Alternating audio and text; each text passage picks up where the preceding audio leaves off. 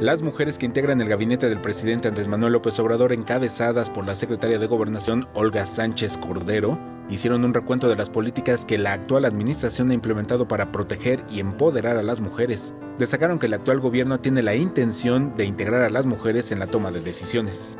Son tiempos de hechos y no de palabras. Estamos empeñadas y ocupadas en dar resultados para cambiar las relaciones de opresión, explotación, en particular las desigualdades económicas, que son las que más vulneran a los grupos históricamente discriminados y en particular a las mujeres y especialmente a las mujeres indígenas.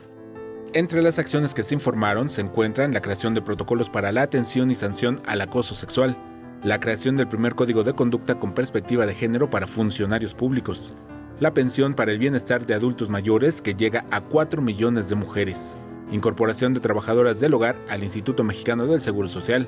la creación de protocolos de actuación en caso de violencia laboral, 10,000 beneficiarios del programa Jóvenes Construyendo el Futuro que están trabajando en rancherías, el reconocimiento de las mujeres indígenas y su propiedad para la tierra. Reconocerles como las dueñas legítimas de sus tierras y apoyarles para que esas tierras les dé autonomía económica, que les ayude a superar la violencia económica que genera la pobreza. Finalmente, la encargada de la política interior lanzó un llamado a las mujeres que estarán en la marcha del próximo domingo en la Ciudad de México y en el resto del país a comportarse con civilidad y paz en el transcurso de las movilizaciones. Hacemos un llamado para que todas las manifestaciones y eventos que tengan lugar con motivo de la celebración del Día Internacional de la Mujer se realicen con paz y civilidad.